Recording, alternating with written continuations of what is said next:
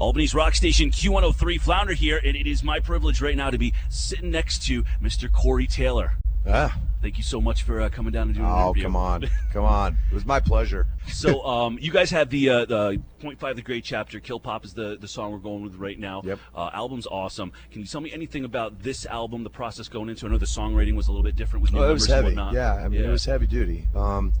We knew what we were going to say. It was just a matter of going in and doing it, you know. I mean, because it was basically the story of the day that Paul died to right up until the moment that we walked into the studio, and just that kind of journey and the emotional journey that went through it, you know, dealing with the grieving process, dealing with such a huge loss, you know, not only of a band member, but of a brother, you know, somebody we loved dearly, you know.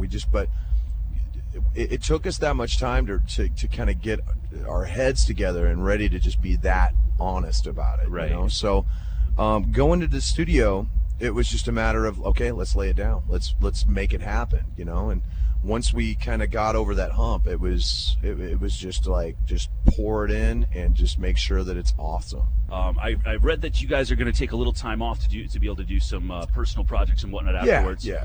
I heard though that Clown wants to do some kind of like Slipknot's concept album, like We're talking about it. Yeah. He and I and Jim have been talking about like what would be next, and the idea that we had was, you know, to kind of come up with a concept and then, you know, provide the soundtrack for it. But then I told them the other day, I was like, well, let's take it even further, and let's make our Purple Rain. Let's make our Pink Floyd The Wall. Let's make with a movie. And do the, you know, do it's the whole not just the album, but do the movie, like do everything. That would be awesome.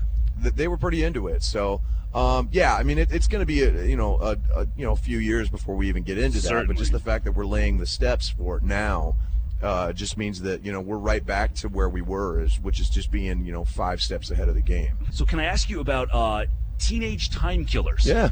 So you're actually, there's people here tonight who were on that album. Even, some that are going to be around. Can you tell me a little bit about that project? It's crazy. Like they're calling it a 40-man band at this point. Pretty much, yeah. I mean, it's, you know, it's like if every dream team had, you know, like 80 singers. Yeah, right. That's exactly what it would be, you know. You are also an author of many books.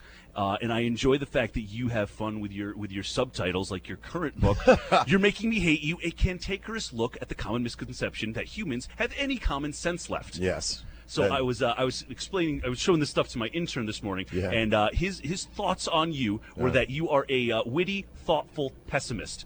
Pretty much, yeah. I mean, I try to be pragmatic, but it goes south real quick, you know. Like it just and every day I'm kind of inundated with reasons why I wrote the book and why I'm going to write a second one, like a sequel. Is it just off this book specifically? Oh my God, it's ridiculous. Just the stuff that I read on the intrawebs. It's just so dumb. Is that one right there, the interwebs? No, that's just me basically making fun of the fact that we've taken technology and used it to make us stupid. Is there ever a chance that maybe one of your other projects would get somehow into one of the other bands? Like, for instance, maybe a Slipknot covering a Stone Sour song? No. Oh, man. That would be a debate. Oh, my God. Is there like a moratorium on that? Or No, there's no way. I mean, that's one of the things we kind of pride ourselves on, is that we stay away from each other's material. Okay. You know, we don't need it. You know? Right. And, I mean, you're honestly the only person who's ever asked me that. I love that question, because it's like, God, what would that even sound like? Well, I'll tell you the song that I keep thinking of. I would be Tumult. Oh, Tumult. Oh, yeah, dude. Tumult. Is that how you pronounce it? Yeah, okay. Tumult.